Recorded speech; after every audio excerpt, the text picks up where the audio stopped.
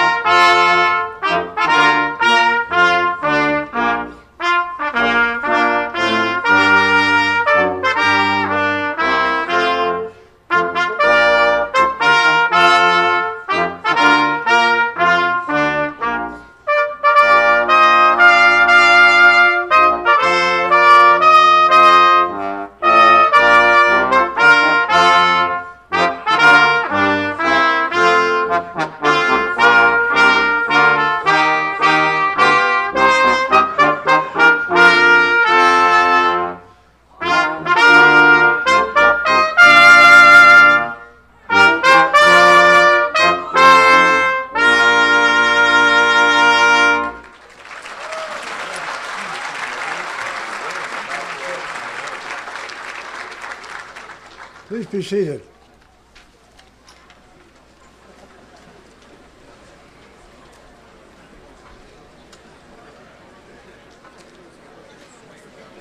Good afternoon and welcome to commencement. My name is John Broderick. I'm the Dean of the Law School, and I was given one assignment: make sure it's a beautiful day. How'd I do?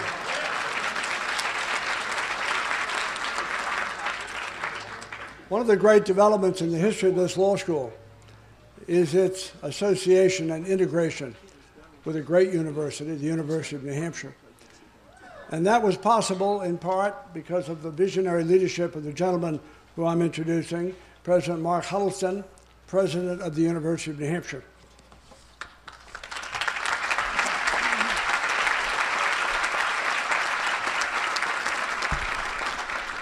Thank you very much, John. I thought that was my job to arrange the weather, but whoever did, they did a great job. While this is the law school's 38th commencement, we also celebrate the 40th anniversary of the law school's founding and its third year, as John said, as the UNH School of Law. And thanks to a vote taken by our governing bodies earlier this year, we now look forward to integrating our institutions fully. So this is indeed a great celebration for the entire UNH community and indeed for all of New Hampshire. Our affiliation reflects the dynamic opportunities that a changing world presents, and you are all well prepared to embrace them through your hard work, scholarship, and collegiality. I look forward to continuing our work together as you bring your expertise, talent, and commitment to service into a world supported by UNH research and innovation.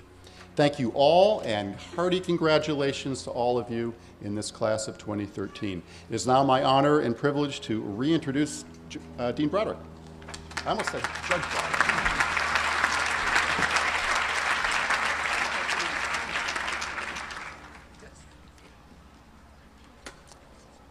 President Huddleston was responsible for the weather. I learned quickly. Before I call the student speakers up, there are two of them. There are a few people I'd like to acknowledge.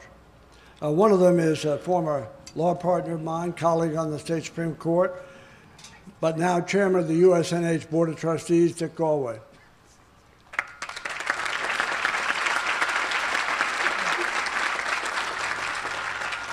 The president of the New Hampshire Bar Association, Larry Vogelman.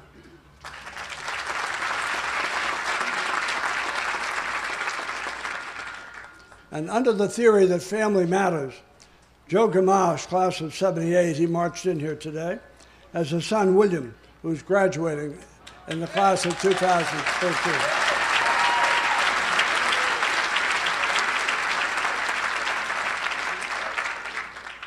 On the theory that extended families matter, I'd like to acknowledge Bill Kiefhoff, a former trustee here, who's here to see his granddaughter, Caroline Lyons, graduate from the law school.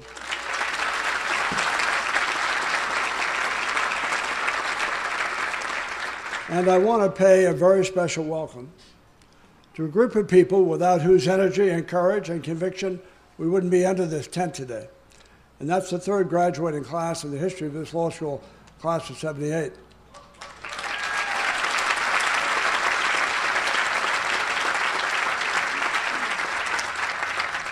I also want to take a moment and acknowledge 3 faculty members who are retiring in one phase or another from law school this year. 2 of them are here today. One is Mitch Simon, and the other is Cindy Landau, and the third is Mary Pinkerton Casey. Collectively, they've taught at this law school for 81 years. Amazingly, 68 of those years were taught by Mitch Simon.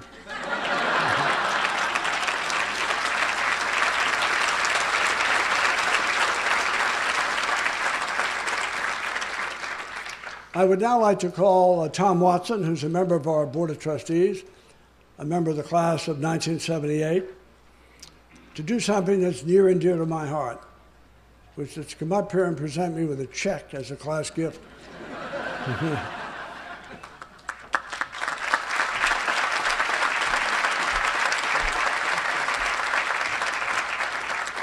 Thank you, Dean. We had a little poker game at Judge Brown's house last night, and well, seriously, on behalf of the class of 1978, I'm pleased to present a check in the amount of $28,000 as our class gift to the school.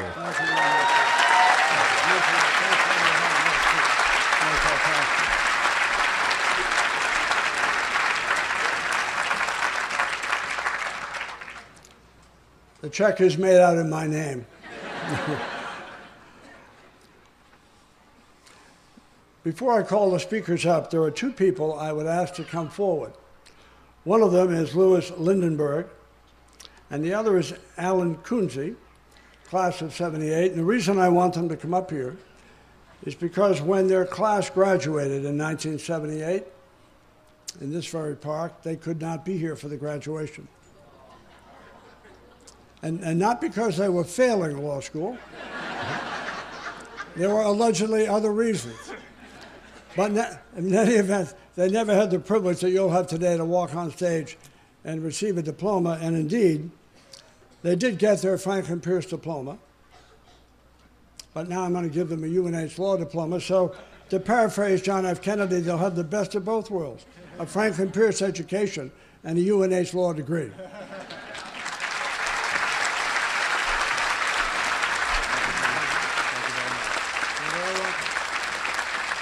I'm very touched. Thank you very much. Thank you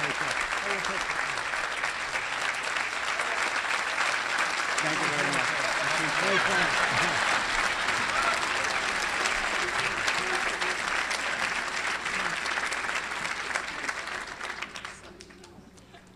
Actually, only one of them earned a diploma. I would like to ask Professor John Orcutt, who all of you know here at the law school, to come up and give advice from the faculty. I know what it is because I receive it all the time. But this is limited, I'm told, to 5 minutes. It's been a tradition here at the law school for decades, and so I'd like to ask Professor Orcutt to come forward.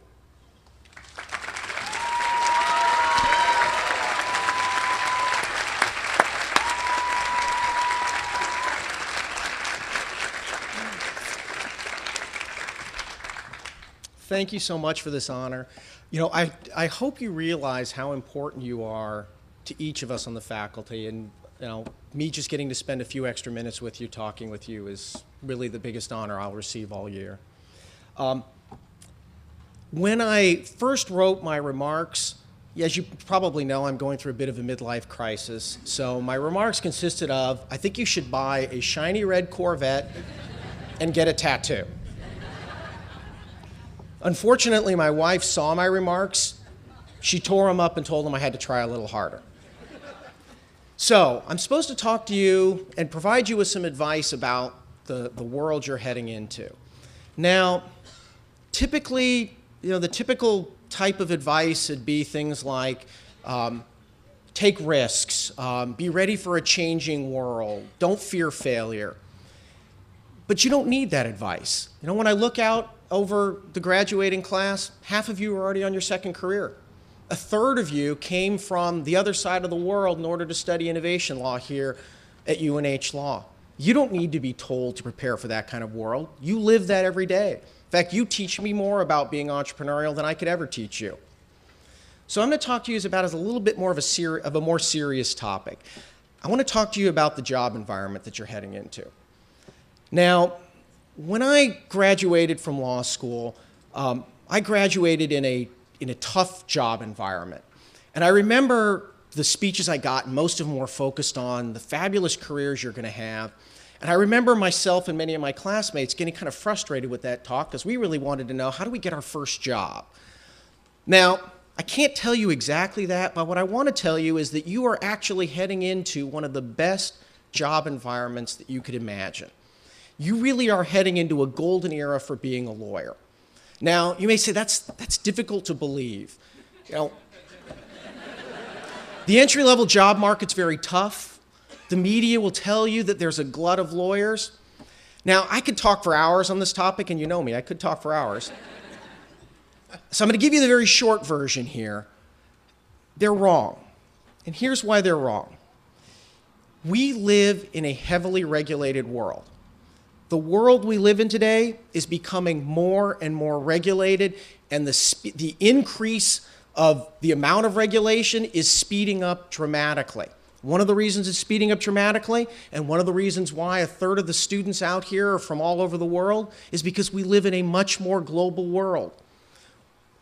Every country in the world, the rate of regulation is increasing. As you start combining all of these different countries, and you start thinking about what you're going to be doing as a lawyer, let's say you're going to be a business lawyer operating here in New Hampshire. 30 years ago, that meant you needed to know New Hampshire law, maybe a little bit of Massachusetts law. Now what does that mean you need to know? You need to know Chinese law, Indian law, Brazilian law, because your New Hampshire clients need to know that. The demand for legal services is not increasing incrementally. It's increasing exponentially. The need for lawyers is only going to increase.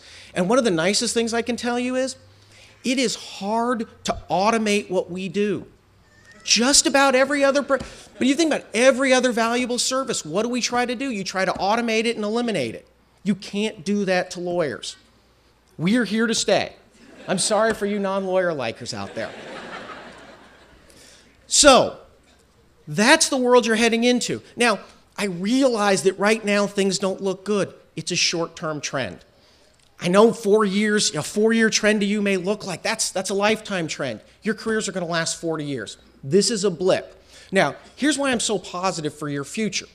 While there is going to be an increase in the need for lawyers, there is going to be a decrease in the amount of law school graduates over the next 3 to 5 years. This isn't something I'm projecting. This is a fact. There are fewer people going to law school right now. So you are heading into a world where what you do will be more and more in need, and there will be fewer and fewer of you to do that. Now, I know we're lawyers and not economists, but that's a good thing. Increased demand, decrease in supply, we can figure that out. That is very positive. Now, all this is really for a setup. I want to give you 3 words of advice. First thing I want to tell you, take a long-term view to your career.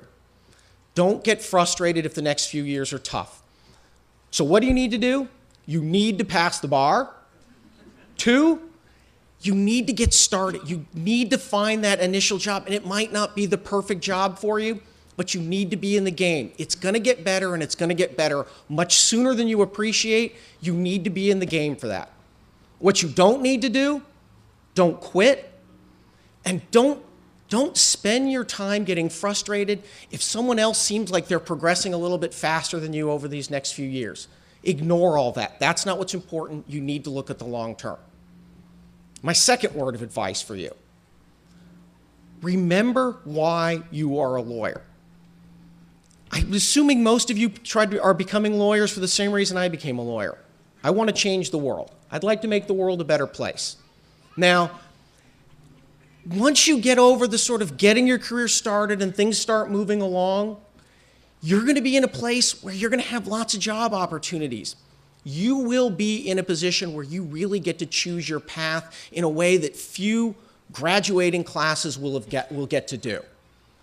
Keep in mind why you became a lawyer. Me, and you know me, I always like, you should be able to simplify. If it's important, you should be able to simplify it into a sentence or two. Why am I a lawyer? I believe that everybody in the world should have access to a good job. That's it. That's why I'm a lawyer. That's why I'm a professor. And I never forget that. In fact, every year, I try to sit down for a day or two and think about, is my current career allowing me to do that?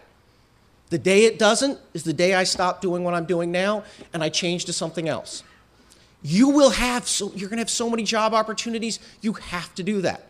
If you don't, you only have yourself to blame if when you're looking back on what you've done over your life, you didn't do what you truly wanted to do. The third thing I want to tell you is remember you were part of a family here at UNH Law. And this, the faculty seldom lets me speak for them because we are a family and I'm the crazy uncle they keep locked in the basement. But I can tell you, we all care about you and we care about your success and your futures. We can't help you though if you don't keep in touch with us. Please remember we're always there for you and keep in touch with us over the years. And on that, for those of you who are studying for the bar, if you have an anxiety attack when you're studying for the bar and you need some help, I'm around all summer. Stop by, okay?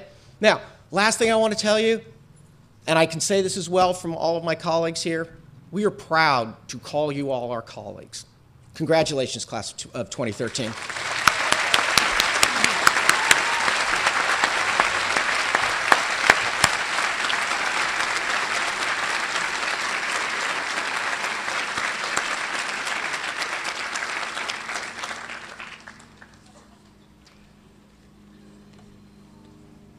I'd like to ask Rodrigo Moreno, who was chosen by his graduate student colleagues and who is receiving a master's in intellectual property degree today, who hails from Bolivia, to come forward and deliver some remarks.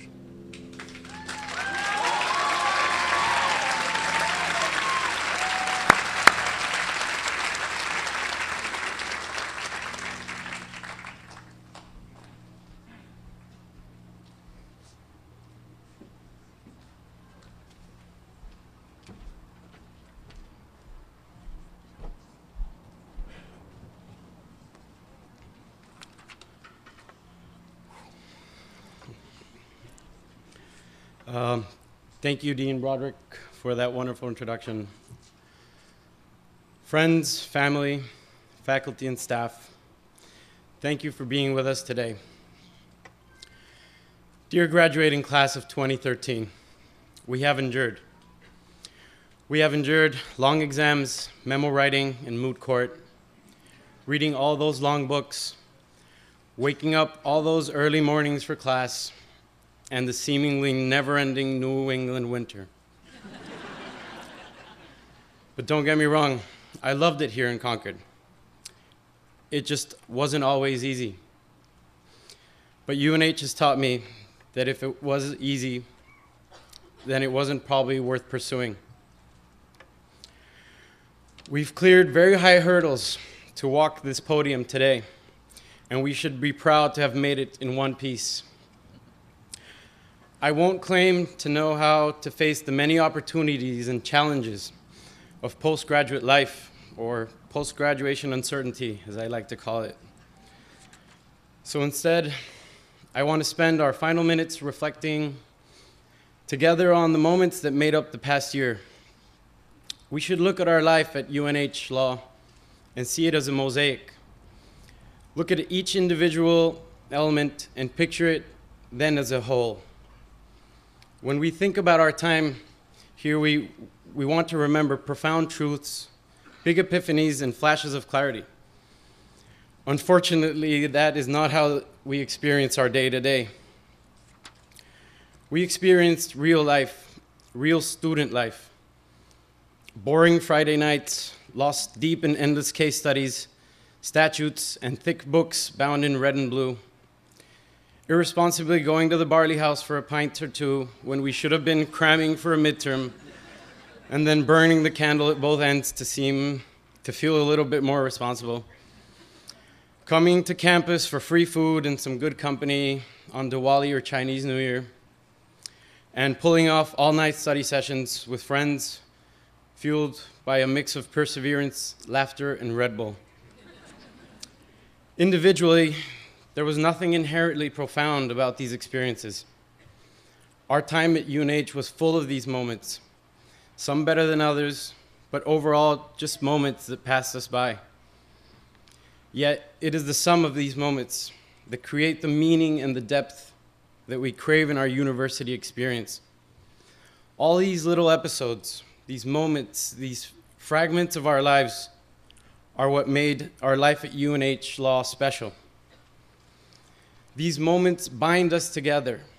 Each and every one of us has shared in these experiences. UNH is a part of us now, and we are a part of UNH. We are all one individual tile in this great mosaic. And now that we part ways, like a mosaic, the further we stand from the picture, the more the tiles blend into one another. Make more moments. I suggest we make more of these moments. I believe that life is about being able to enjoy the journey and not having to worry too much about the destination. As my father always says, remember to work hard so that you can enjoy playing harder. Who knows? Thank you. Who knows where our individual paths will take us in the world beyond White Park? Our future has yet to be written. What I do know is that the bonds of friendship that we have forged at UNH will endure, as we have endured. Our friendships will outlast all the other lessons learned at UNH. So let's celebrate today with our friends and family. Savor being together with your classmates for what may be the last time. It's been grand. University of New Hampshire School of Law, we bid you farewell. But before I go, I want to thank Professor Thomas Fields for his passion for teaching. It is our good fortune that he returns every year to teach here at UNH. I want to thank Professor Martha McEntee for being so kind to us and always having her door open whenever we need it. And I want to thank Professor John Orcutt for finally proving that being in law school can actually be fun. Thank you. And I want to thank my beautiful wife. Baby, we made it. I love you.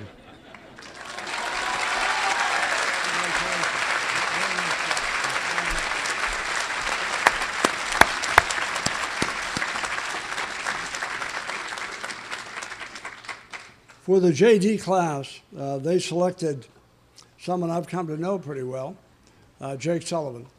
And while Jake's making his way up here, when I first met Jake Sullivan, he was wearing a three-piece suit with a pocket hanky and a bow tie. And I thought he's going to have a rough time in law school.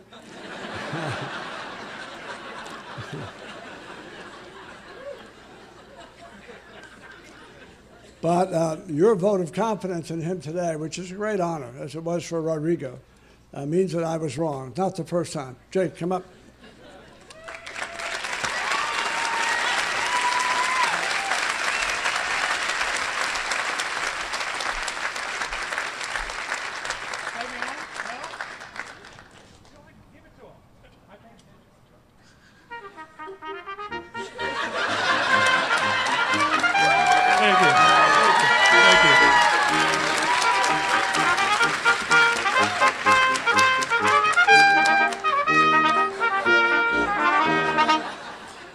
Thanks, guys. I really appreciate that. We pulled that off. And I decided to write this down because I figured going off the cuff could be a little dangerous. So I want to thank you, Dean Broderick, for that introduction. It's been great working with you this year, and I hope you know that we all really do sincerely appreciate everything that you do for us in the school. We really do.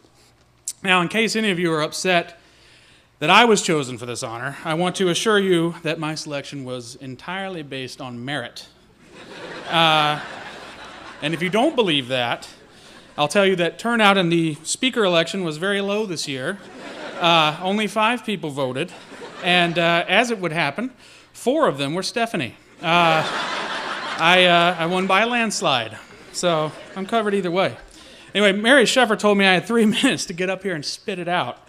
And it takes me at least 10 minutes to answer a yes or no question.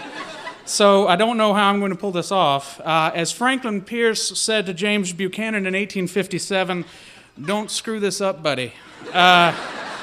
Of course, after my speech, you can all quote Roger B. Taney after his issuing the Dred Scott decision, "Oops." So first, let me take a look at some of our distinguished guests. I'm happy to see former Governor Lynch here. I'm a big fan, sir. Yeah. You know, ladies and gentlemen, he was the most popular governor in the history of the world, ever. We're talking at like the Arnold Schwarzenegger or Jesse Ventura level. Anyways, I got two real zingers here. I'm going to try them out. Always the consummate showman, he chose not to seek another term right after he vetoed the legislator's attempt to legalize medical marijuana because he wanted to leave office on a high note. Oh, it went over well. Okay. All right. And here's another one. By the time he left office, Governor Lynch's administration managed to get New Hampshire's high school dropout rate to around 1%. That's a pretty big accomplishment. And true. Now, yeah. Well, but don't clap yet. While that seems like an impressive achievement, I find it less so because that 1% hangs out on the street corner outside my house every day. So thanks for getting it to 0% before bailing. Mr. Olson and boys, we are very honored to have you here. It's certainly no small matter to hear you speak after all that you've accomplished. Really enjoyed your talk this morning. Speaking of which, I'm sure that you're all glad I'm not on stage, or that I am on stage before them, because putting me on after them would be like chasing a bottle of top-shelf bourbon with a 50-cent cup of coffee. It's cheap, bitter, and would completely ruin your buzz. So, whatever. I'm trying different stuff out. But I digress. I realize that nothing I say to wrap this up could make all of you, or probably even half of you, happy. This is a very cantankerous group, ladies and gentlemen, if only you knew. I figured either way, I'm probably going to end up getting decked at the reception afterward. I wore white pants, so let's watch it with that, okay? Primarily, and on top of hopefully bringing some levity to these proceedings, what I want to say to you is take a moment to appreciate what you've accomplished here. I know from experience, it was a lot of work, and with all that we're up against in school and after school, you could have easily quit, but you didn't. This has been a wonderful experience, and I really believe that a lot of good has come out of working together with all of you. And whatever compelled you to come here, I think we can all agree that this school is a special place, and we have some pretty amazing faculty and staff, except for Buzz Scher. Professor Buzz Scher. I hope he wasn't invited. I don't smell him. Anyway, this truly is a school that actively fosters in its students civility, emotional intelligence. Well, okay, civility, not me. I wouldn't be the shining example of that. But there is some emotional intelligence as well. Intellectual growth and the practical application of these things. I really, truly believe that. Hopefully all of the families and guests can get a sense of that just from hanging around this weekend too. Now to blow all of that out of the water, I just want to share one more anecdote before the band plays me off. And not because I asked them to, but because I'm going too long. First day of class back in 2010.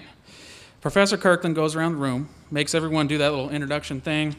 You had to include some sort of interesting personal fact. Since I'm not necessarily interesting, I made something up. So while everybody else went on talking about his or her photography or pine cone collecting hobbies, when it was my turn, I said, my name is Jake Sullivan. I'm from Raleigh, North Carolina. I went to University of North Carolina, Chapel Hill. And in my yeah, I heard it somewhere. And in my spare time, I'm a competitive marathon runner. It's not funny. So that clearly was not true. And while I think Professor Kirkland was struggling to react without seeming offensive, some fellow student behind me burst out laughing. And that's when I knew I was in the right place. And I confirmed this again later on when I got out of a cold call because I wore plaid pants. As I said, it's a special place. But I better stop there with the anecdotes and move on to politics and religion. Just kidding. All right. Very, very truly, it's been an honor to work with all of you and to get to know you. And I really I've appreciated the experience. And thank you all and congratulations.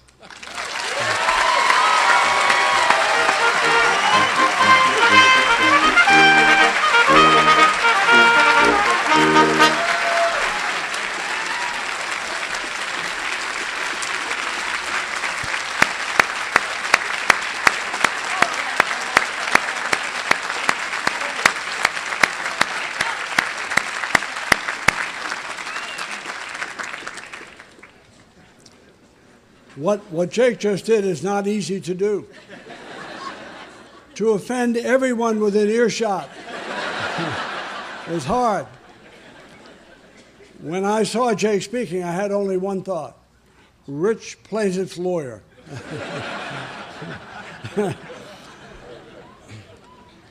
Remember your dean, Jake. I want to call up 3 individuals in the class of 2013 because they want to make a class gift too. Now, if any of you are struck with the notion you'd like to gift, please come forward. But right now, it's just the class of 2013, Jeffrey Gallagher, Sarah White, and Andrew Morbido. Please come up.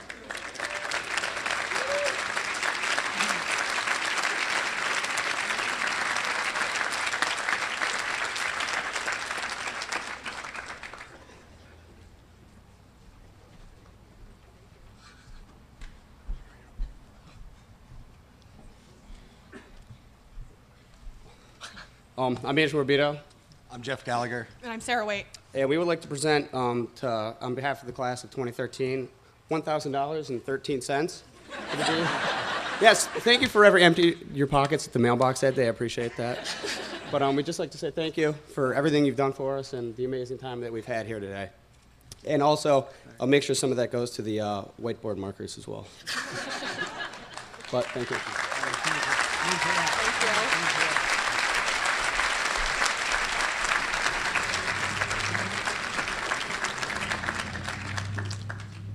There was a little bit of confusion, obviously. I called the 3 of them up there because I've been told it was a check for $1 million. But it's not the amount of the check, although we appreciate it. It's the fact that you gave the gift, and please accept my thanks for that. Now we're going to begin the presentation of honorary degrees. And the first honorary degree will go posthumously to our former United States Senator Warren Rudman. I knew Warren Rudman. I voted for him. I'm a lifelong Democrat. He wasn't. I voted for Warren Rudman. He was our Attorney General in New Hampshire for 6 years, and he had a distinguished career in the United States Senate. He led a consequential life. And as you know, those of you here, we started the Rudman Center within the last few weeks to carry on his legacy. Senator Rudman was much involved in that.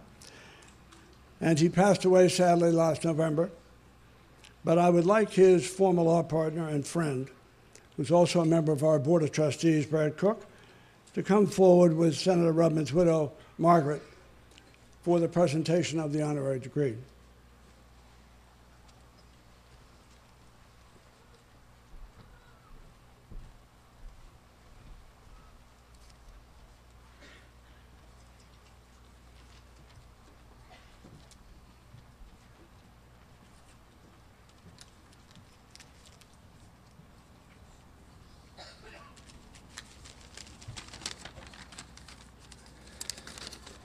I have to tell you that participating in a law school commencement and not having to take the bar exam in 8 weeks is a lot of fun.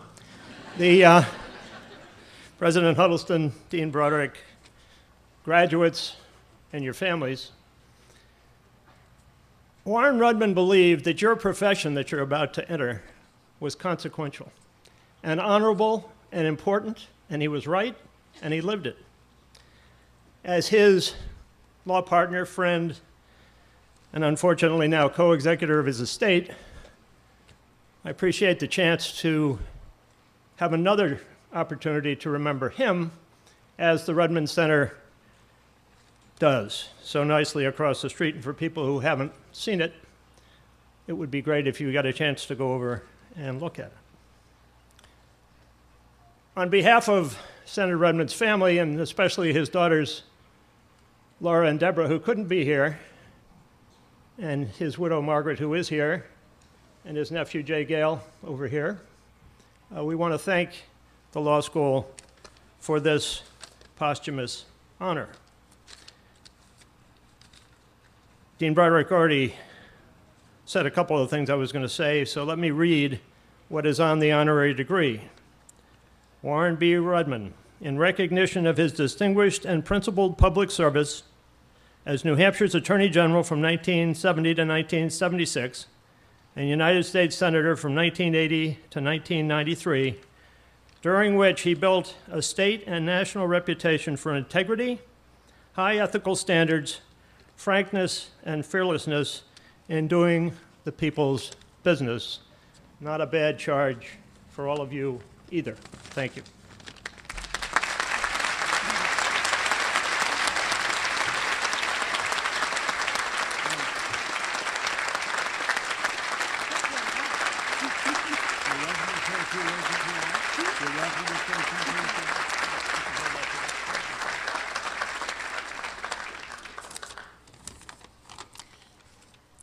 Today is Warren Rudman's 83rd birthday.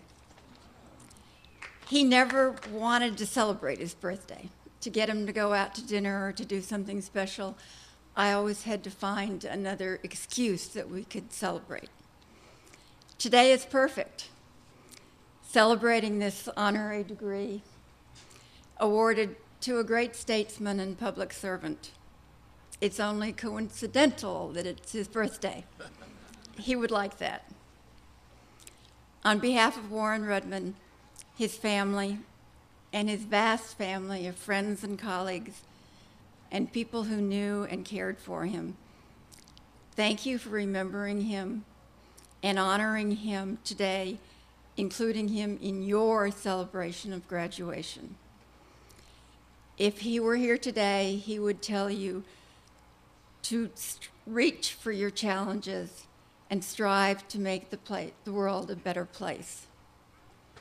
On June 18th, we will be committing Warren's remains at a public ceremony at Arlington National Cemetery, where he will be laid to rest with others who have served our nation with dignity and honor. Thank you.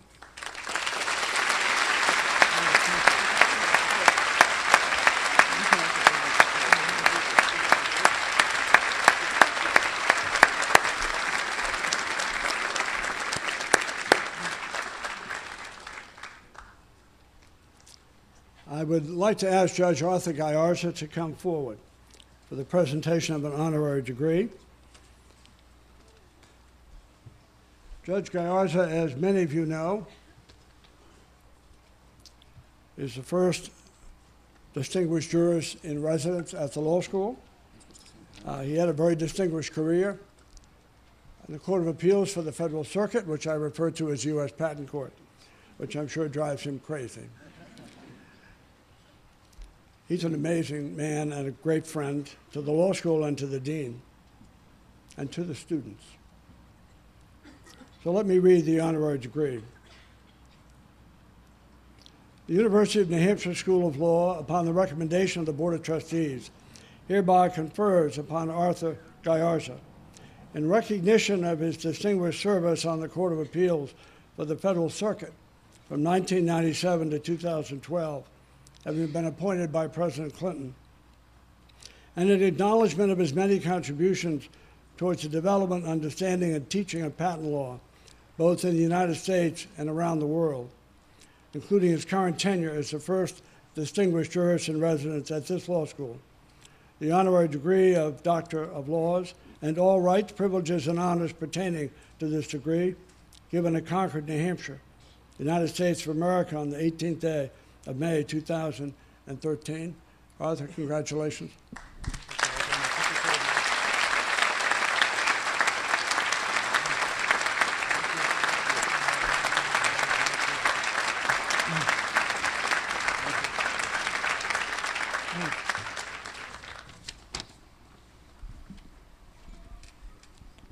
Glad to be a member of the class of 2013.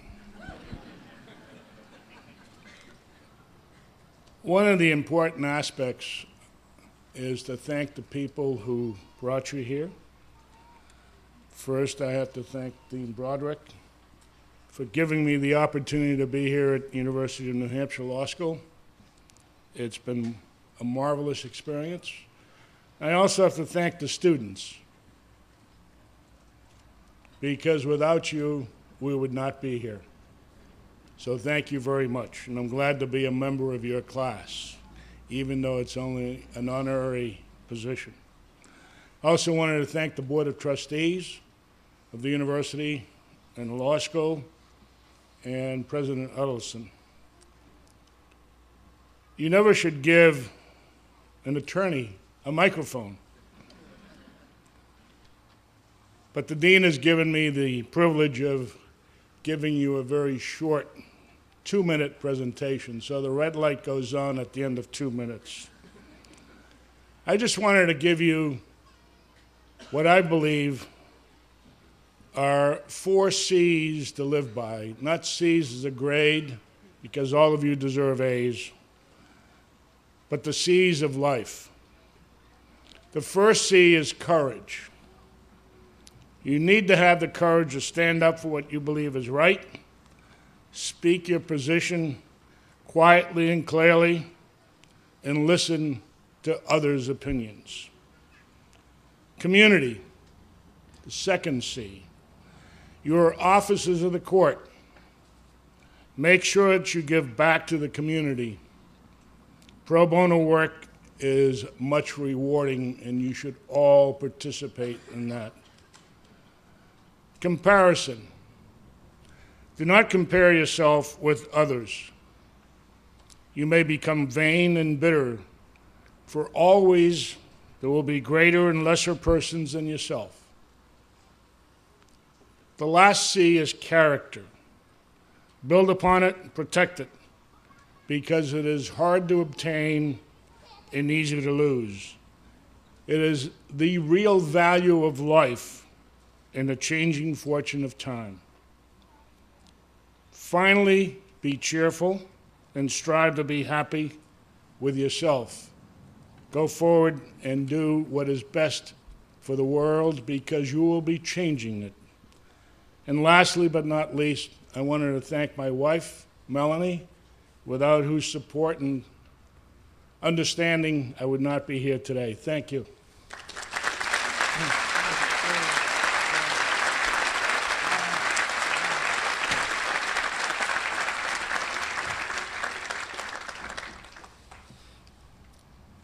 Assuming Governor Lynch is still speaking to us at the law school,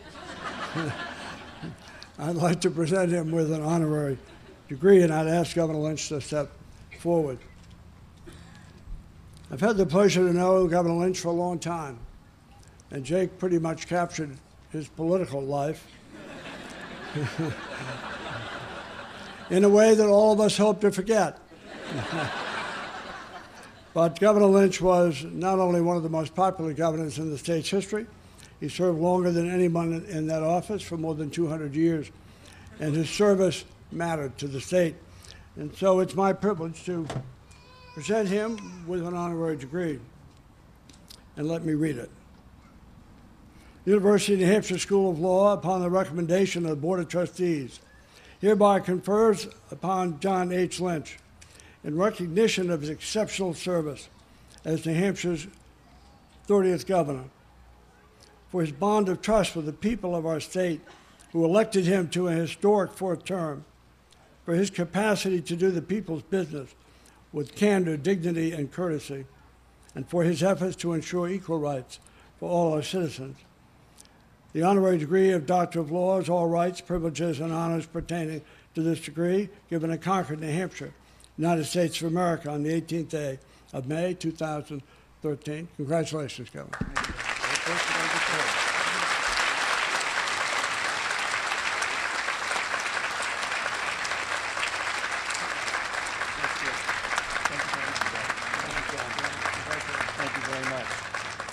Thank you very much, Dean Broderick and President Huddleston, and my new best friend, Jake.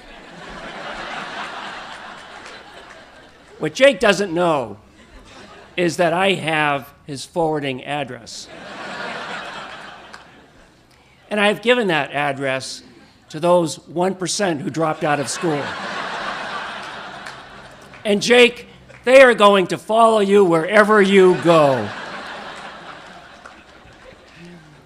I'd like to thank the faculty and staff for all they do here at UNH School of Law. I have enormous respect and admiration and appreciation for the education that they teach here and that you all have received here. And I want to congratulate you for your accomplishment. You should be very proud. You have earned something today that can never be taken away from you, so congratulations. And lastly, I'd like to urge you all to at least consider some type of participation in public service, whether it's full-time or voluntary, part-time.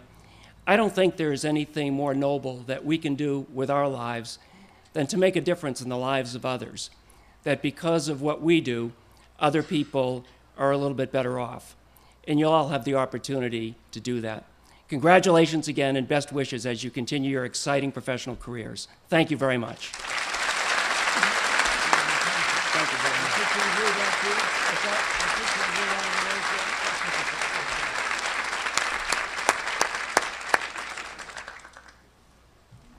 And that concludes our graduation ceremony. At least you're listening, that's good. I would like to ask David Boyes, if he would, to step forward.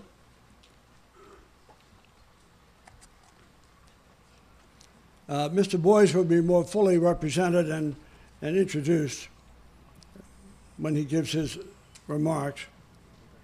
But suffice it to say, Ted Olson and David Boyes are, in my view and the view of many others, two of the finest lawyers in the United States. To have one of them here would be a privilege. To have two of them here is extraordinary.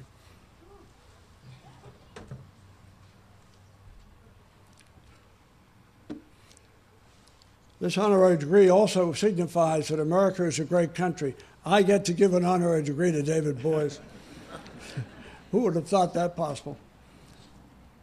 The University of New Hampshire School of Law, upon the recommendation of the Board of Trustees, hereby confers upon David Boyes, in recognition of his distinguished service to the cause of equal justice in America, for his extraordinary example of professionalism throughout his exemplary legal career, and for his commitment and action to ensure adequate funding and resources for state and federal courts to fulfill their constitutional obligations for all seeking justice.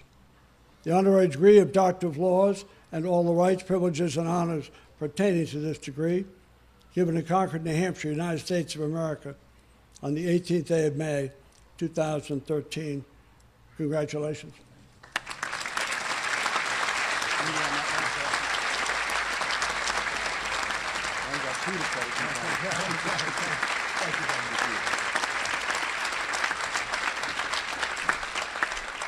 You gonna do this right away? Don't do it right now.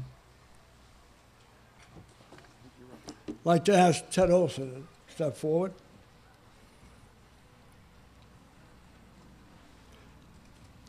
Mr. Olson and Mr. Boyes came to this law school in 2011 to participate in a program that they were chairing for the American Bar Association. And so let me say welcome back.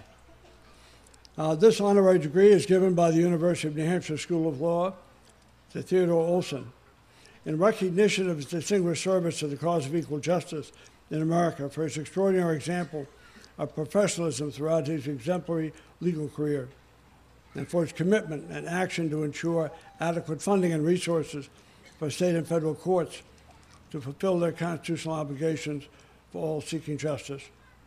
The honorary degree of Doctor of Laws and all the rights, privileges, and honors pertaining to this degree given in Concord, New Hampshire, United States of America on the 18th day of May, 2013. It's my privilege to present this degree to you, Mr. Olson.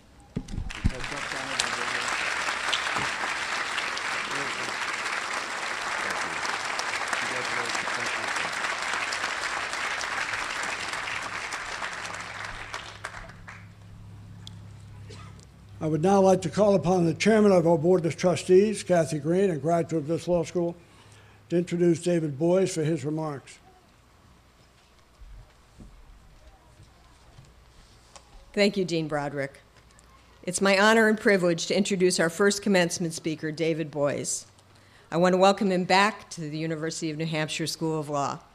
He, along with Ted Olson, participated in a national ABA hearing here at the law school 2 years ago that focused on the very significant negative impact of the chronic underfunding of our state courts. He deeply cares about access to justice. In 2010, both Attorney Boies and Olson were included among Time Magazine's 100 most influential people in the world. And in 2011, they were given the highest award from the ABA Medal, in recognition of exceptionally distinguished service to the cause of American jurisprudence. In 2000, they were opposing counsel in the United States Supreme Court case of Bush versus Gore, where Mr. Boies served as lead counsel for former Vice President Al Gore in the litigation related to the Florida vote count in that presidential election. They have now joined their significant forces and argued for marriage equality before the United States Supreme Court in the currently pending case of Hollingsworth versus Perry. David Boies is not only a brilliant litigator, he embodies what it means to be a lawyer. He is ethical, compassionate, and courageous. He is willing to take a stand and fight for what he believes to be right. Mr. Boies received a BS degree from Northwestern in 1964, his LLB magna cum laude from Yale in 1966, and an LLM from NYU in 1967. Not surprisingly, he has had a long and distinguished legal career. He is the founder and currently serves as chairman and managing partner of Boies, Schillers, and Flexner, LLP. Some of his most notable clients include George Steinbrenner, CBS, NASCAR, Napster, Michael Moore, the NBA, and the NFL. Not a bad client roster. In addition to an exemplary career in private practice, Mr. Boies has spent much of his legal career working in public service. He served as chief counsel for several United States Senate committees, including the Judiciary Committee. He also served as counsel to the Federal Deposit Insurance Corporation in its litigation to recover losses for failed savings and loan associations, and served as special trial counsel for the United States Department of Justice in its antitrust suit against Microsoft. Mr. Boies makes it a priority to be active in his community. He sits on several boards, including Beth Israel Medical Center, which has a very special meaning to me, as my great-great-grandfather was one of the founders of that hospital in New York City in 1890. We are truly fortunate to have him here today. Please join me in welcoming David Boies.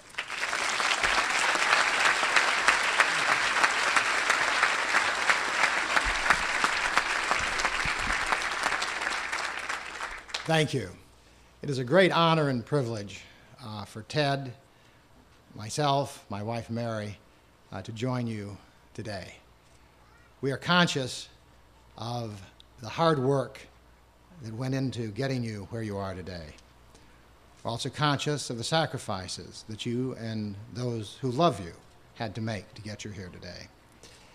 And we are particularly conscious of the fact that there are now only two obstacles to getting your well-earned degree: him and me. I guarantee you we will take that into account in terms of the length of our remarks. I do want to welcome you to a great profession. probably not all of you will actually practice law. Law school is a great education way beyond the law. It teaches objective analysis. It teaches careful reasoning. It teaches careful expression. Those tools are valuable in anything that you do, and they're very valuable in life itself.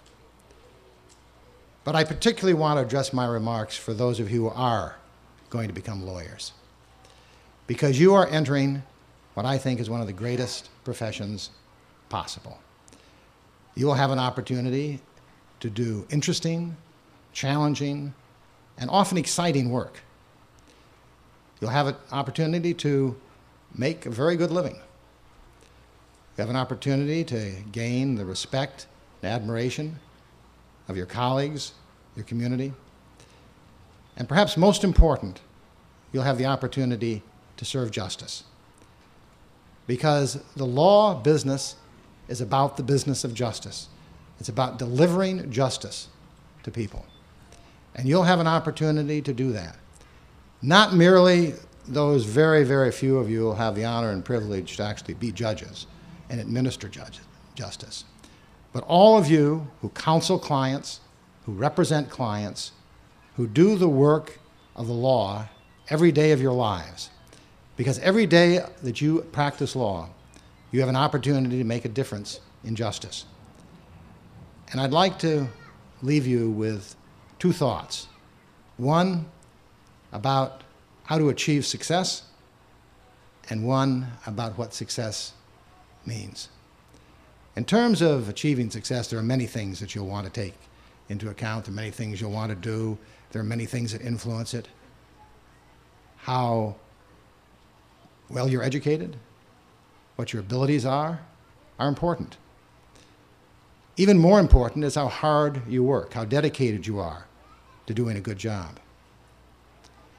And probably most important of all is how good you are at gaining trust and exercising judgment.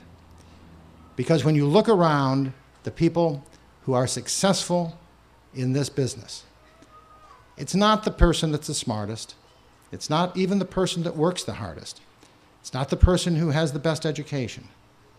It is the person who is most trusted and whose judgment is most trusted. Because clients come to us because they trust us. Courts listen to us because they trust us. Juries decide for us because they trust us. What we have is our credibility and our trust, and those depend on our integrity. And what Professor Orcott said about taking the long view is absolutely critical. You can get a temporary advantage by cutting corners. You can sometimes achieve a short-term objective by dissembling. But you undercut, particularly in a community that knows you. And the legal community is, for all the lawyers in the world, a small community. You undercut your most important quality and the most important weapon you have when you go into court to battle for your clients, which is the trust that the court and the jury has in you, and is your reputation for integrity. So if I could give you one piece of advice, and not because integrity is a good thing, it is a good thing, not because it's an ethical thing, although it is an ethical thing, not because it's good for our justice system, although it is good for our justice system, but because it's good practical advice as to how you are going to succeed. Not for tomorrow or next week or next month, but for the rest of your lives in this profession. And I hope your profession goes on a lot longer than 40 years. Mine certainly has. And one of the things about the law is that you have an opportunity to practice in a variety of contexts and for a variety of periods of time. Second, what does success mean? Well, obviously success means in part earning a living, being able to afford a house, a car, raise your family, enjoy life. Success means earning the respect of your colleagues, and as you get into the profession, never forget that although we have an adversary system of justice in which we argue with each other, we are all colleagues. We are all servants of justice. We are all engaged in the same process. Ted and I are sometimes on opposite sides and sometimes on the same side, but we're always friends and colleagues. I admire him as much when he's on the other side as I do when he's on my side, although I like it a lot better when he's on my side. You will find that much of the satisfaction from the practice of law comes from those relationships.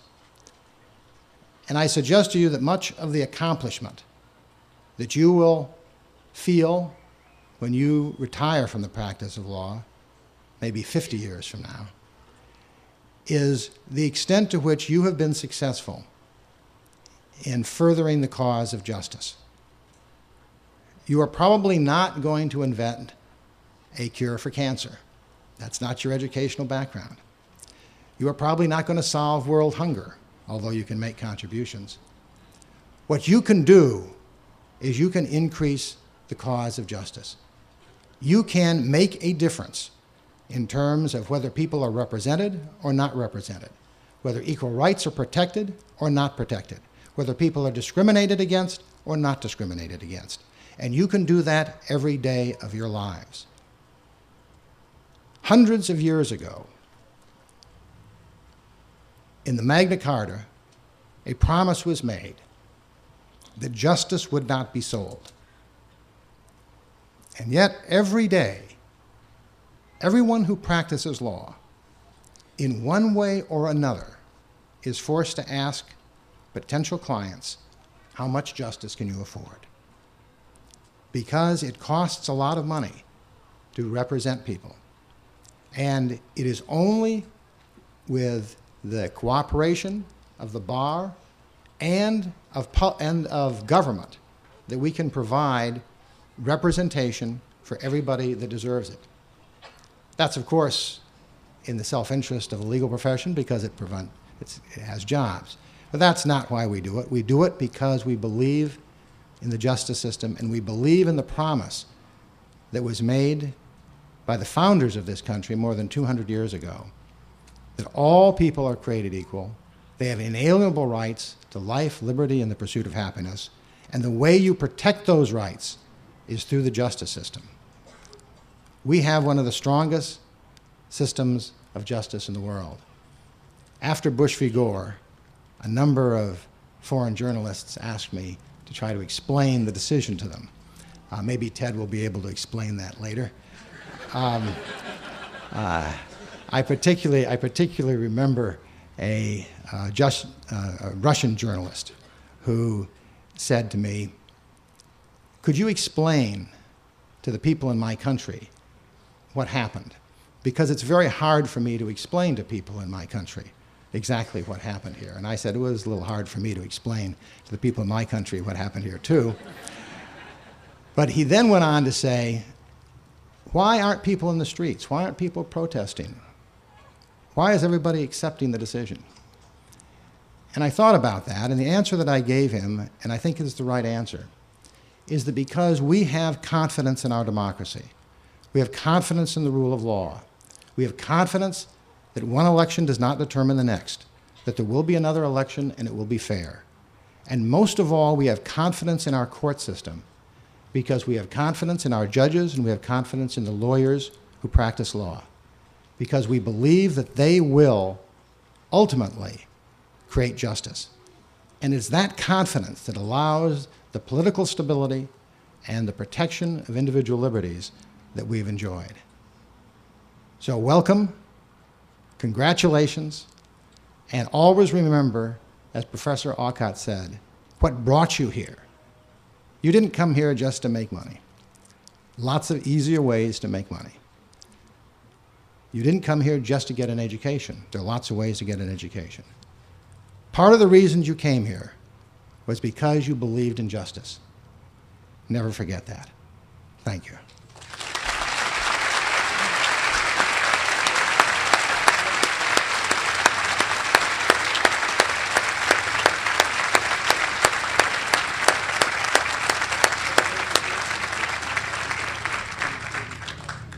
My privilege to introduce Ted Olson, who is one of the great lawyers of his generation, or frankly, any generation. And it's an honor to have him back here today. He's a partner at a national law firm, Gibson, Dunn and Crutcher. He works in Washington, but that's not why we know him. He served as the Solicitor General of the United States from 2001 to 2004. He's argued 59 cases in the United States Supreme Court. He has been dubbed by the New York Times as the most persuasive advocate before the United States Supreme Court. As Kathy said, in 2010, he and Mr. Boies were selected as two of the 100 most influential people in the world. Apparently, there was no survey about the universe, but they did pretty well. I'd like to be one of the 100 most influential people in Concord. He has served as private counsel to two presidents of the United States, served as Assistant Attorney General of the United States. He twice received the Justice Department's award, highest award for public service and leadership. And he volunteers his time when it matters. And before he comes up to speak, I want to say one other thing. It applies to Mr. Boies as well. When you see people at the top of their profession, they're totally at peace with who they are. They're very humble and soft-spoken. Mr. Olson's one of the finest lawyers in the United States. It's my privilege to ask him to come forward and make some remarks.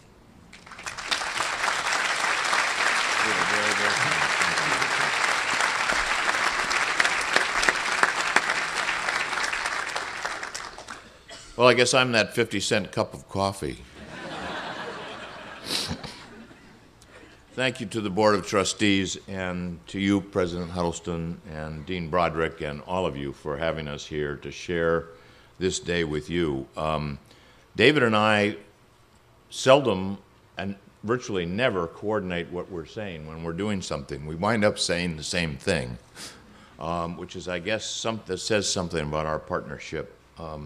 And we thought about doing this in a cappella, but that didn't seem like it was up to the dignity of the introductions. And by the way, someone has to say this thing about the Time 100 most influential people in the world. I don't know how you felt, David. When I got that letter, I thought, it came right around the 1st of April, and I thought, now who the hell is doing this? Congratulations, graduates. Like David, I'm honored to be with you on this very special day in your lives. And as David said, I'm keenly aware that I'm one of the last impediments between you and your diploma, graduation parties, and the rest of your lives. The first word you want to hear from a commencement speaker is congratulations, and the next words you want to hear is, indeed, the only remaining words that you are likely to hear are in conclusion. Now, that's just one of the reasons why a commencement speech is very difficult. It's like math, hard. It's all been said before, hundreds of thousands of times, and any kind of effort to offer sage advice sounds condescending and presumptuous. My experience attending several commencements allows me to imagine the words forming in your throats. Who is this guy, and why doesn't he just sit down? I worried about this for a while when I was thinking about what I might say today, but a friend told me to relax. It wouldn't matter what I said, he explained. When he had graduated from the Naval Academy some 50 years ago, the speaker had been John Fitzgerald Kennedy. Ted, he told me, I don't remember a word he said. And if I don't remember what John Kennedy said, no one's going to remember what you say. And I suppose I could stop there, especially after David's eloquent remarks, but I thought that if I did that, I'm afraid that you would remember that I did absolutely nothing in exchange for the honorary degree and this exceptionally utilitarian hood that I have just received. What do people do with these hoods? It seems to me that hoods were for gangsters, rappers, and cobras. But I guess there's a fourth category. Therefore, in order to earn it, I will impart a few minutes, just one or two of the lessons I've learned in a long and I hope not quite over-rich life. But in the words, I will always remember the words of former Mississippi Governor Haley Barbour, who counseled me, said, "Ted, there's no such thing as a bad short speech." But since I'm here with David Boies, and I guess I'm here because of David Boies in part, I will mention a few of the things I've learned from practicing law with and against David, and from our experiences together inside and outside the courtroom. People tend to be perplexed that the two lawyers that were on opposite sides of Bush versus Gore, one of the most contentious and controversial cases of the last few decades, can not only be colleagues but very, very close friends. And I will give a rebuttal to the Bush versus Gore remarks of David's at the reception if you want. But because we're working together and because we were on the opposite side, they call us an odd couple. Even worse from the standpoint of our wives' strange bedfellows. But that intuitive reaction that we couldn't possibly work together or be friends could not be more misguided. We were professional adversaries in the presidential election recount case, but we were not enemies. Indeed, throughout that tense and intense contest, which involved the courts, the media, politics, the Constitution, with the presidency of the United States at stake for 5 sleepless, fateful weeks, I observed with respect and admiration how David handled that case and the pressures he and I and all of us experienced. He was brilliant, professional, respectful, and never lost his poise or his sense of humor. At times I would listen to his arguments in court and in the media, and almost invariably found my head involuntarily nodding in agreement with my opponent. He was that persuasive. But I caught myself in time to realize that it was all smoke and mirror. Chris Christopherson once said, "the silver-tongued devil," and that's what I thought he was up to. After Bush versus Gore, the relationship that we experienced in the litigation arena grew stronger in the subsequent phases of our lives. David and his wife, Mary, graciously supported my stormy confirmation for Solicitor General. It wasn't a slam dunk, exactly. They tendered support and comfort when my life was turned upside down on September 11 of 2001. In the weeks, months, and years afterwards, we jointly participated in dinners, wine, I'm talking about the really good things now, biking in Europe, and various other endeavors. And as everyone knows, we formed a close-knit team, David and I and our wives and our 2 law firms, to vindicate the constitutional rights of our gay and lesbian brothers and sisters in the litigation leading to the Supreme Court case. Thank you. That case started with the filing of a complaint almost 4 years ago, September 22nd. And a press conference we had a few days later when we sprung it on the world. We've also been on opposite sides of litigation during this same period after Bush versus Gore. For example, David the liberal represented management during the NFL strike. You mentioned that. Well, I took the side of the beleaguered and oppressed workers.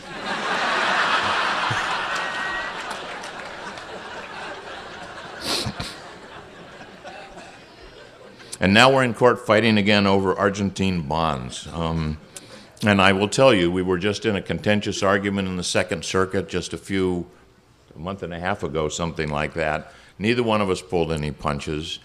We don't know yet about the outcome of that case, but I wanted to jump up and pull him down. He was making too much headway with the judges. But as you heard, we're also working together with the ABA and the judiciary our judges to fight for adequate funding for our nation's courts and other joint ventures. I'll say one more word about the ABA and the judiciary and the effort to fight for funding for our judiciary. You must engage in that fight. You are going to be a part of this profession. You must support efforts for legislatures to provide the funding necessary for our courts to work. It means something to every single person, and if you are an officer of the court, you ought to do something about it. The fact that funding is cut for the courts, which is a minuscule part of the budgets of every state and the federal government, hurts the very poorest among us, the least advantaged among us. We have in this country an independent judiciary at the federal level and at the state level that is the envy of the world. It is incorruptible. You never hear about a judge going astray. You may disagree with decisions, and other people may from time to time, but as David said, it's trust and confidence. And in this country, we have the best, without any question, and we all have a responsibility to fight for that. The lesson with respect to our relationship, which is just an example, for me is both profound and very simple. You've heard it said that the law is a noble profession. Well, it is. The two of us fought hard for our clients in Bush versus Gore to present the Supreme Court with the finest advocacy that we could muster for the court to consider.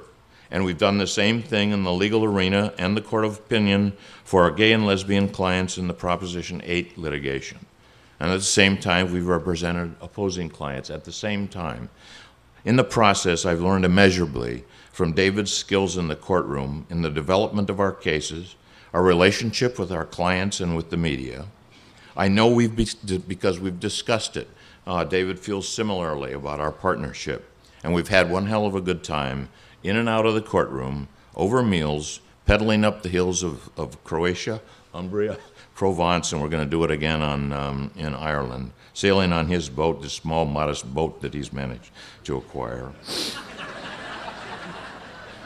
When he said you might make a good living, you might look into that. The practice of law can be strenuous, stimulating, and rewarding. But as David said, there's no place in it for hostility, rancor, ill will, incivility, or discourtesy. Those emotions and that conduct is corrosive, disapproved by clients and judges alike, and is extraordinarily counterproductive. Keep it out of our profession, your profession. This is an epical moment in your lives. The degree that you receive today is an incredible gift, opening the door to a lifetime of learning, intellectual challenges, growth, and emotional gratification. Drink in the moment, and the rest of your lives especially, and reach out to those of your colleagues on the other side of your cases and transactions. They will be among your grandest friends, your supporters, and your new professions. And now I get to those words that I said at the beginning you were waiting to hear. In conclusion, congratulations.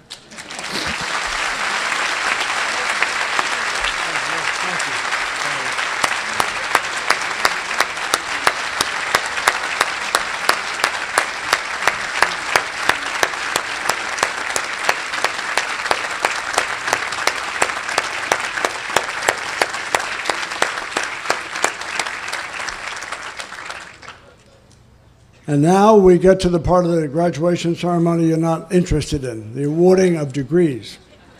And so I'm going to ask Fran Canning to come up, everyone to get in place, so we can begin handing out your well-earned degrees.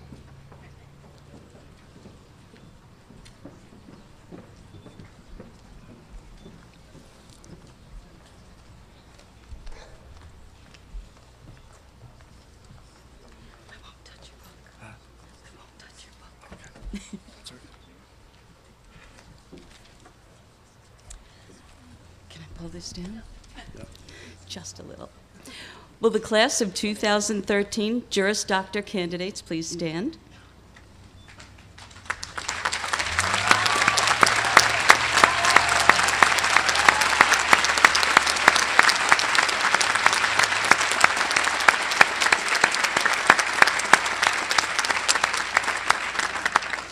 Dean Broderick, by the authority vested in me by the Board of Trustees. Oh, so sorry. I'm reading your part. I thought there had been a coup. Looked like a coup to me. You see that? I guess I won a promotion. Ooh. I have the honor to present the 38th graduating class of the University of New Hampshire School of Law for the degree of Juris Doctor. By the authority vested in me by the Board of Trustees of UNH School of Law, in recognition of the satisfactory fulfillment of the course of study and all the requirements pertaining thereto, I hereby award the degree of Juris Doctor with all the rights and privileges, honors, and marks of distinction pertaining to those elevated to this degree. You want to bring up the first row?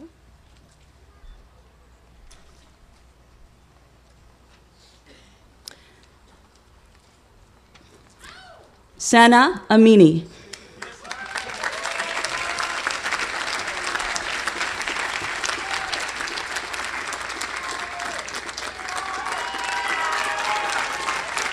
Josiah Barbour.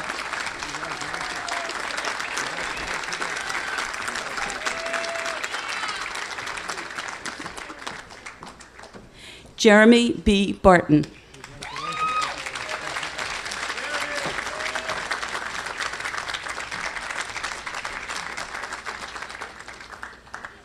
Ryan Matthew Borden.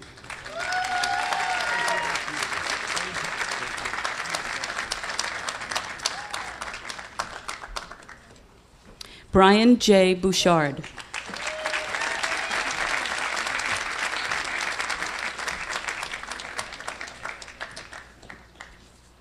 Stephen Thomas Bowling.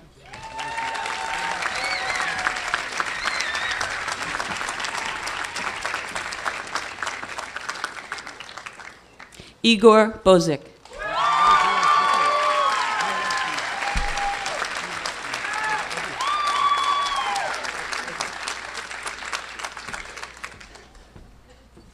Matthew V. Burrows.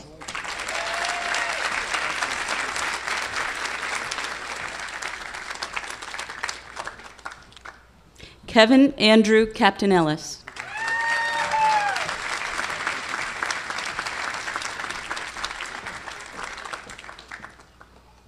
Anthony M. Carr.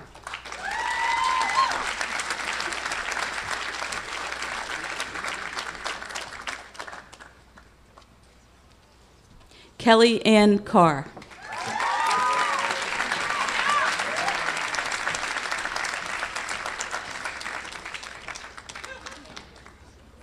Patrice Danielle Cassian.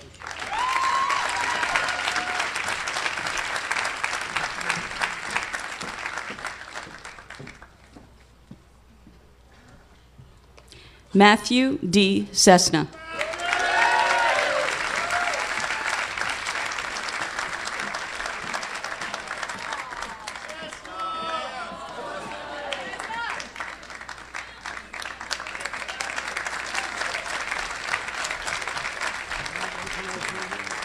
Luke W. Collins.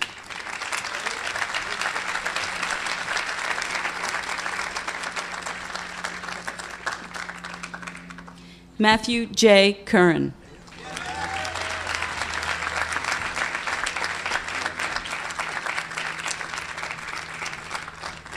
Vincent N. DiPaolo.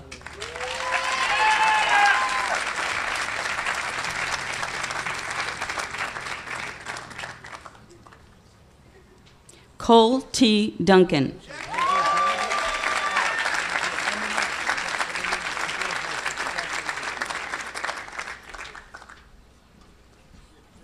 Jacob M. Fritz.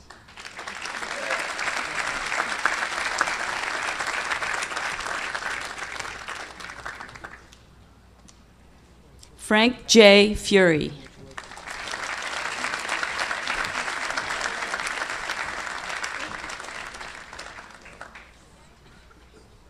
Jeffrey M. Gallagher.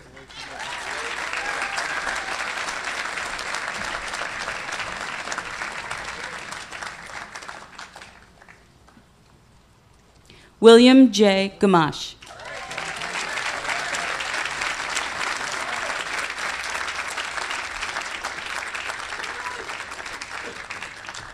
James Finn Gavigan.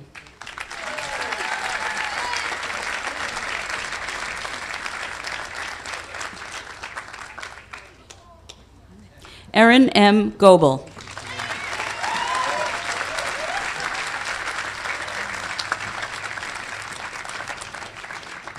Martin C. Gomez.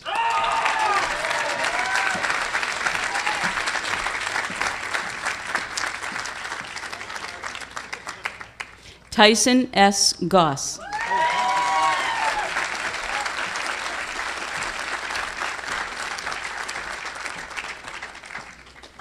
Alex C. Graham.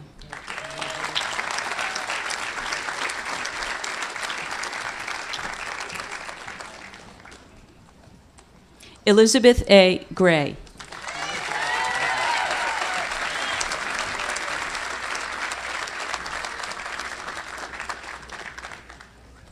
Chase A. Hageman.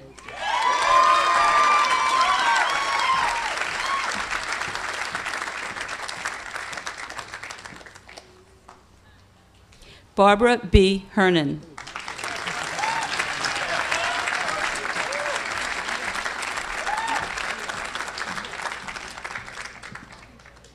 Robert J. Hornung.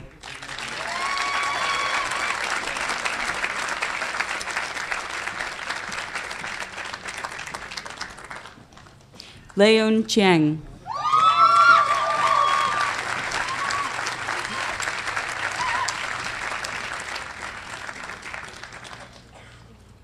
Tyler Celeste Jaramillo.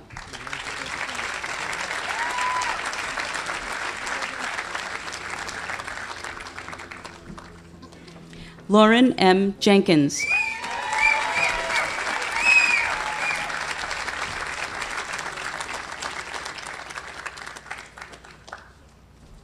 Aaron M. Keller.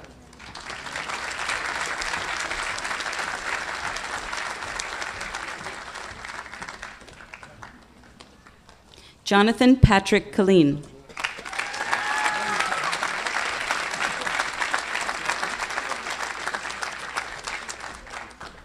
Bradley Michael Cruel.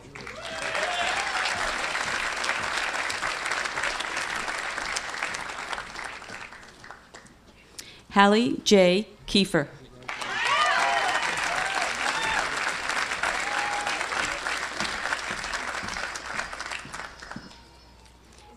Catherine A. Kusinovich.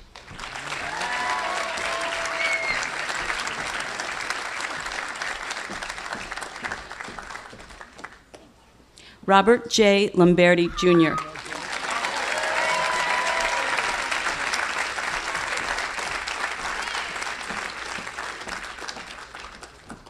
Gordon P. Landrigan.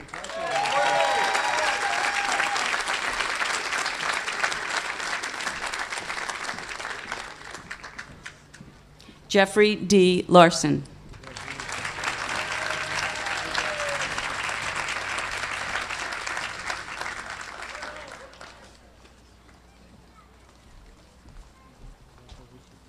Mi-Sung Lee.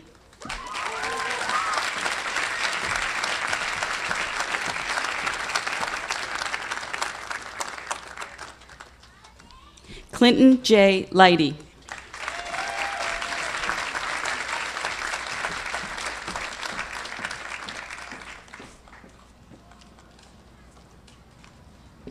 Pitar Malin Leonard.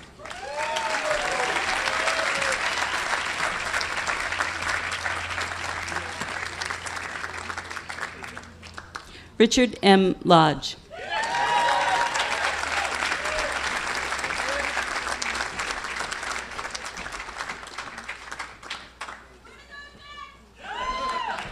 Leslie L. Long.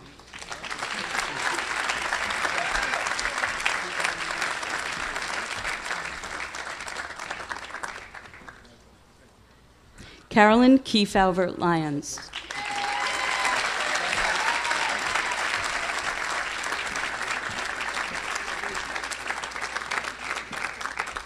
Griffin Mesmer.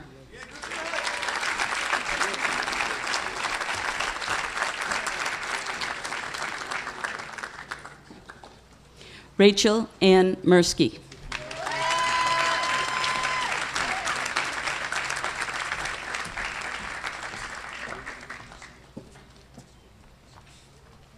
Amy Louise Mako.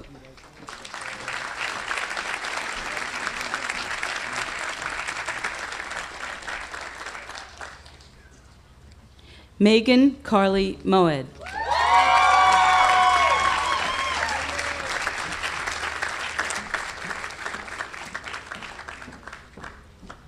Andrew G. Morabito.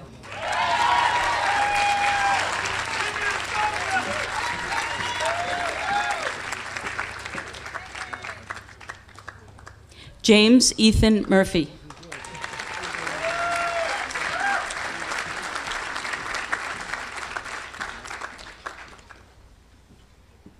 Amanda L. Nelson.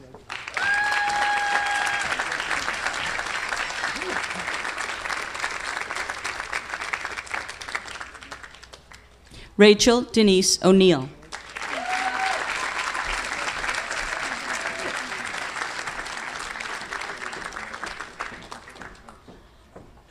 J. Ryan O'Rourke.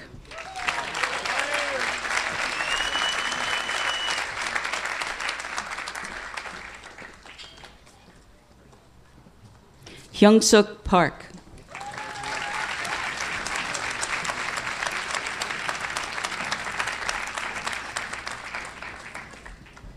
Peter J. Park.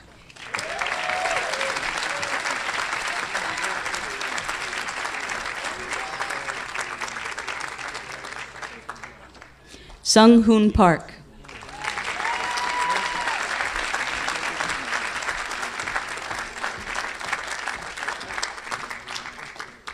David Floof.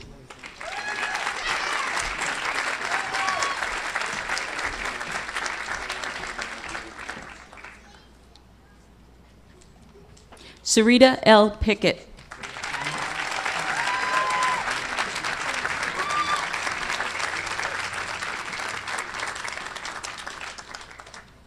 Joseph B. Piper.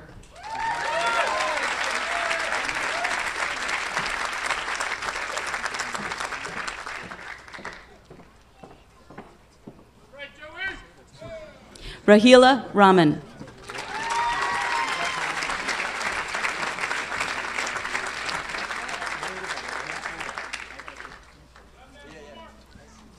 Bathan G. Regan.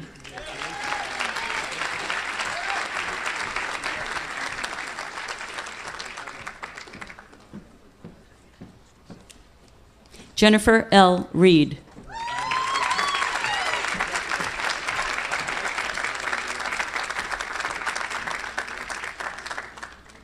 Matthew S. Renahan.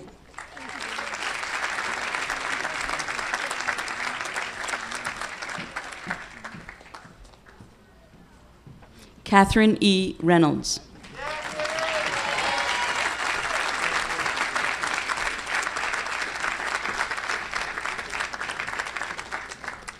Philip Matthew Rice.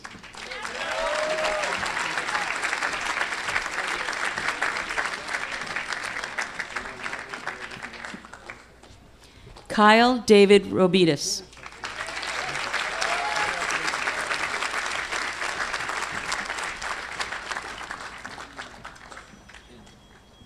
Jamie Allison Rogers.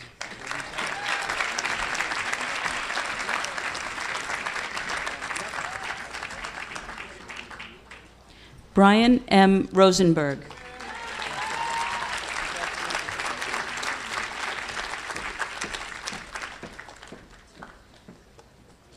Lucy L. Samus.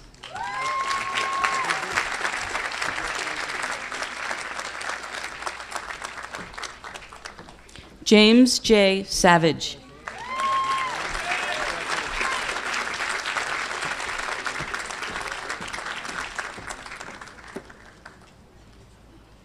Rebecca S. Shaw.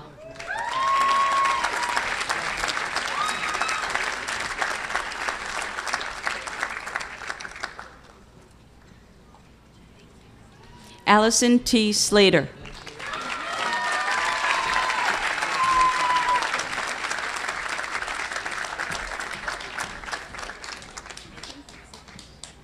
Marcus A. Smetka.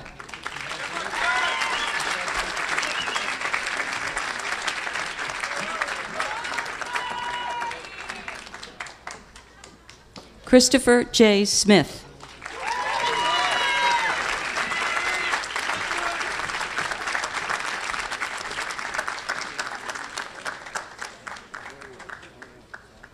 Dana K. Smith.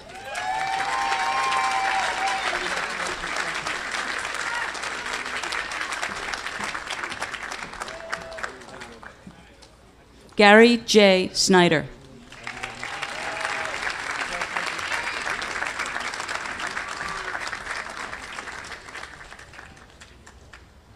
Stephanie D. Strakwilersi.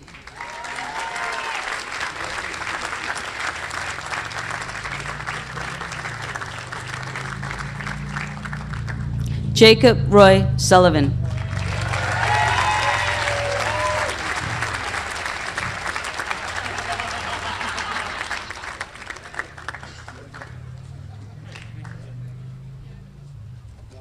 Rebecca C. Swanwick.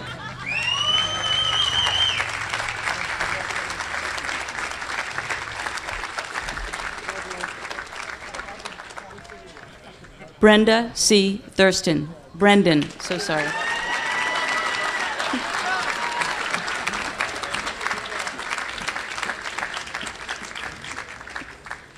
Linway Andrew Seng.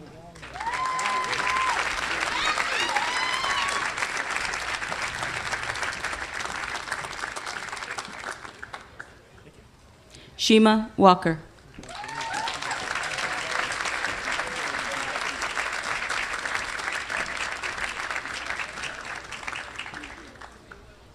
Angie Vishayanan.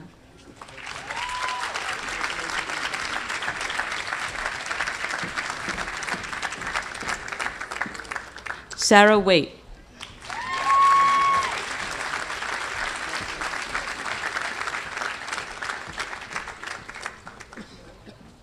Aichu Wang.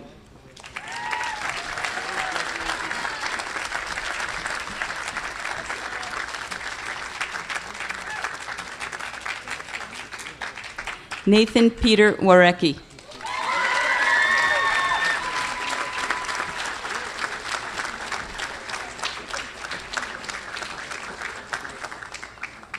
Sarah Elizabeth Warecki.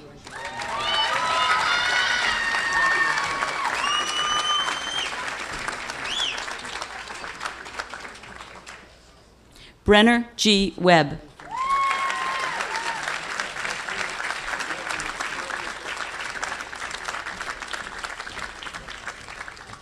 Mary Margaret Weber.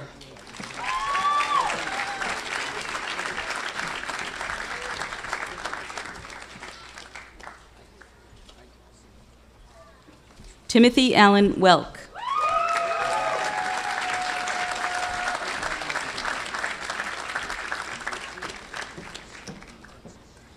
Matthew Davis Wellington.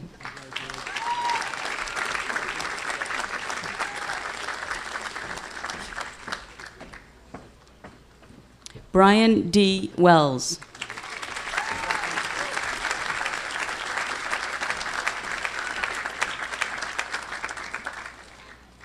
Joseph Wexler.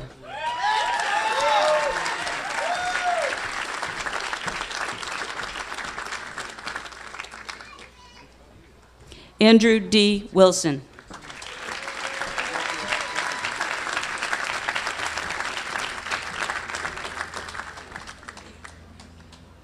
Adam L. Woods.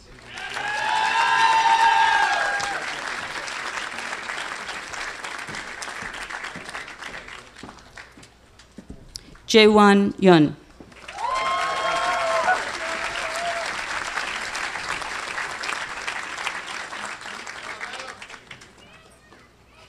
Joseph Edward Young.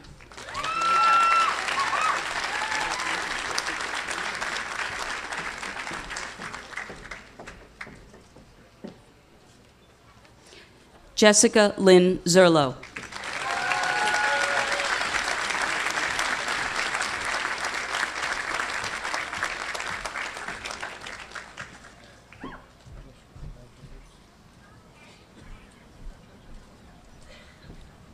Will the class of 2013 Juris Doctor and Master of Laws in Commerce and Technology candidates please stand?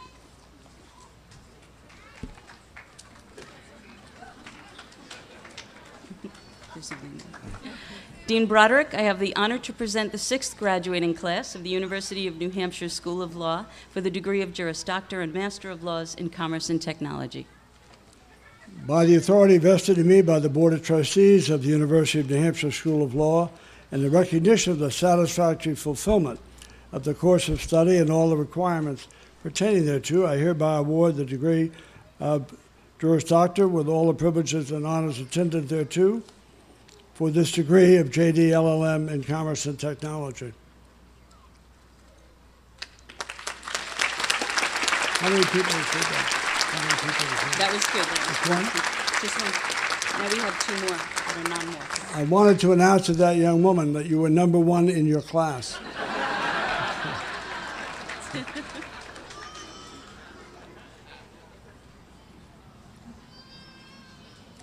Okay. I just want to tell them to stand up. Oh, yeah. Will the class of 2013 Juris Doctor and Master of Laws in Intellectual Property candidates please stand?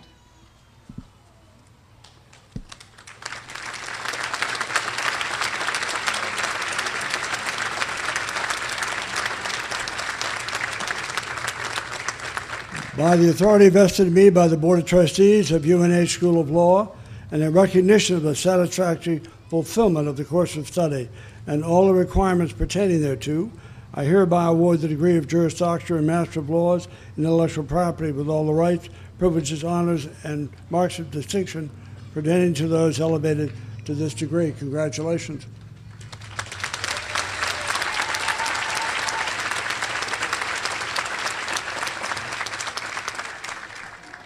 Will the class of 2013 Juris Doctor and Master of Laws in International Criminal Law and Justice candidates please stand?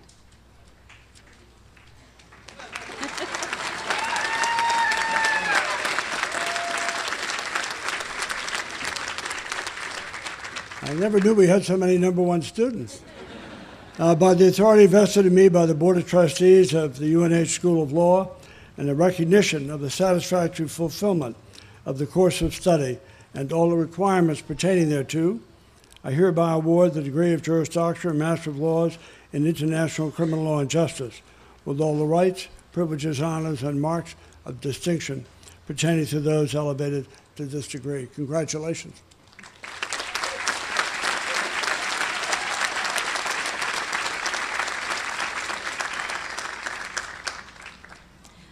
Will the class of 2013 Master of Laws and Intellectual Property candidates please stand?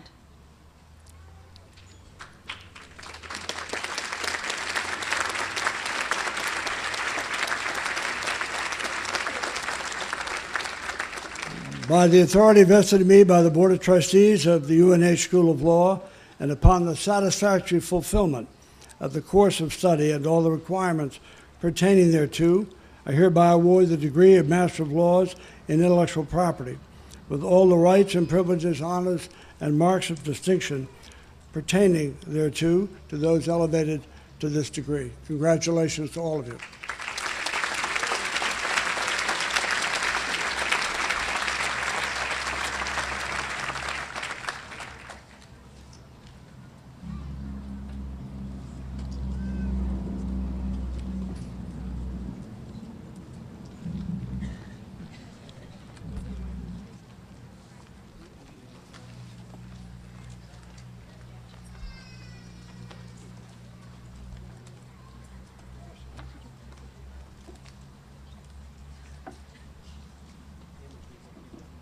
What's the next one? That's right.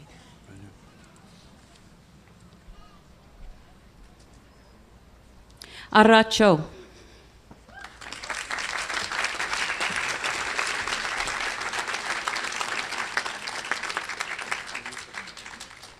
Ausfad Asur.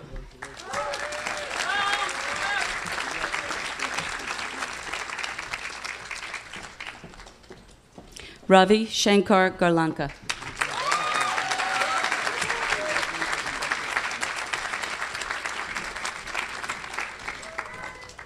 Akansha Jumdi.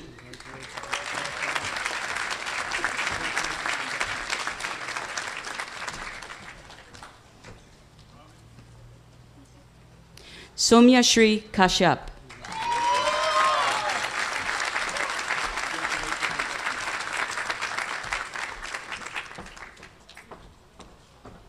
Kyungju Kim.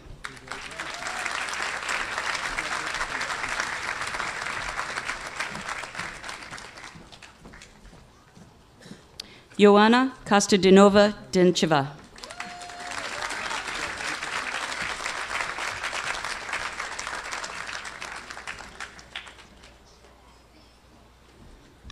Zhao Li.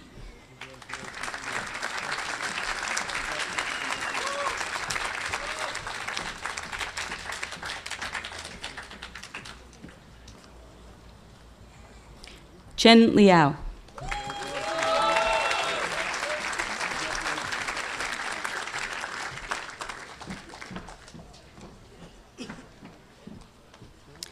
Miki Motohashi.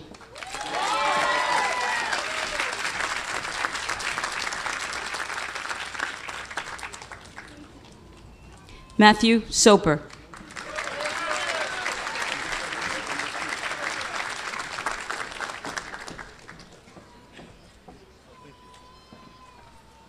Sasi Uthai.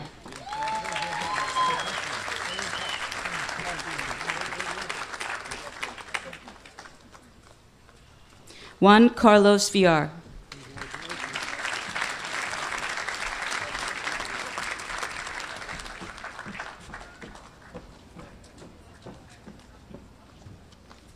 Bon Yin.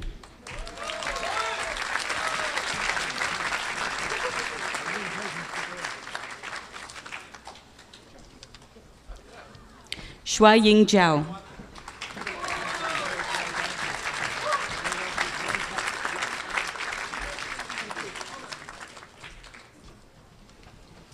Alexander Zook.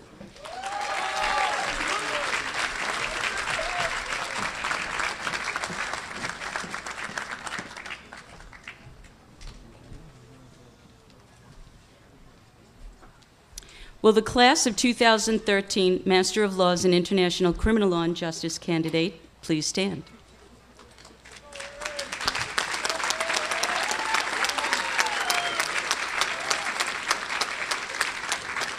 By the authority vested in me by the Board of Trustees of the University of New Hampshire School of Law, in recognition of the satisfactory fulfillment of the course of study and all the requirements pertaining thereto, I hereby award the degree of Master of International Criminal Law and Justice with all the rights and privileges, honors, and marks of distinction pertaining to those elevated to this degree. Congratulations.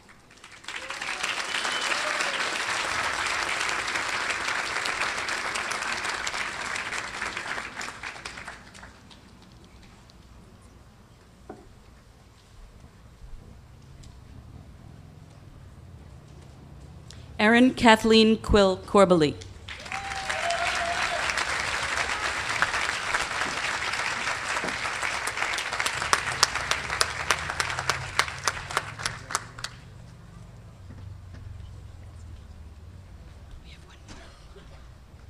Will the class of 2013 Master of Intellectual Property candidates please stand?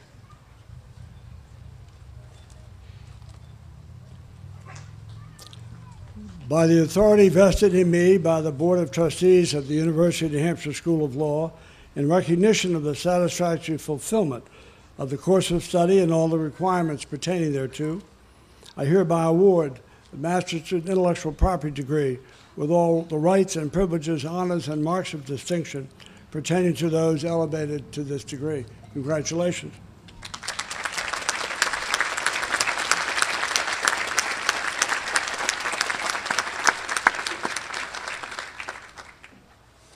Would you like to come up?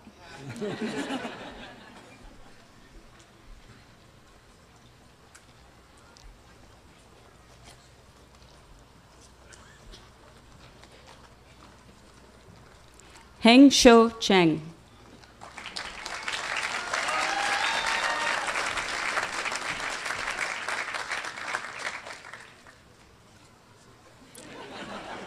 Wen Chiao.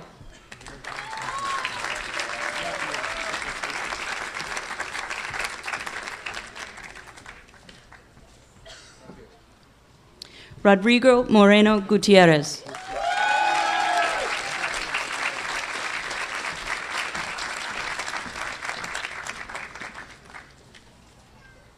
Sok Jun Han.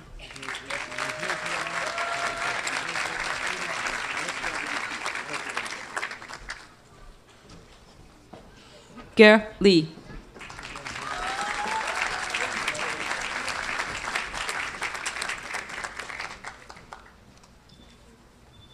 Chia Jen Lin.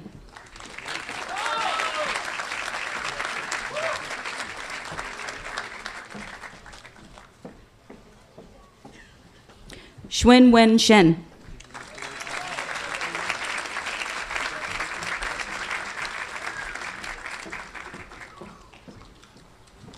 Yuli Sai.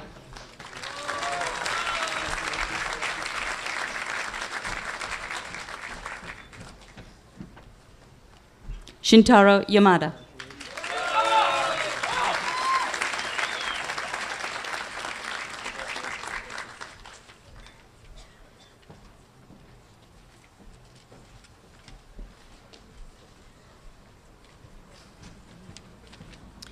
Will the class of 2013 Master of International Criminal Law and Justice candidates please stand?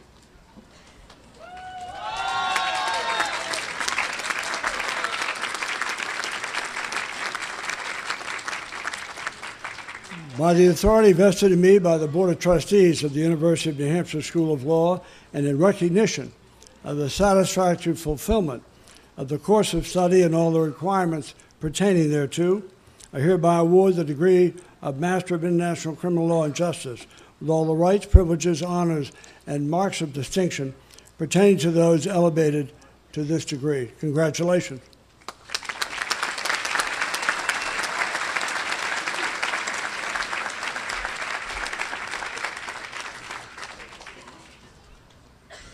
Julie P. Lee.